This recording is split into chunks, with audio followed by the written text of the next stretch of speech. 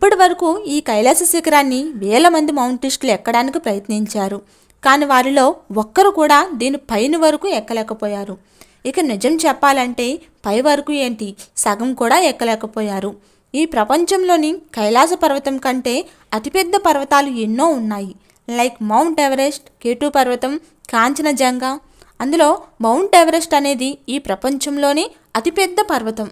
ఈ mount Everest ఎత్తు 8845 మీటర్లు. అంటే ఈ కైలాస శిఖరం కంటే ఇంకా 2000 మీటర్లు ఇంకా పెద్దది. ఈ మౌంట్ ఎవరెస్ట్ శిఖరం పైకి 7000 మందికి పైగా ఎక్కారు.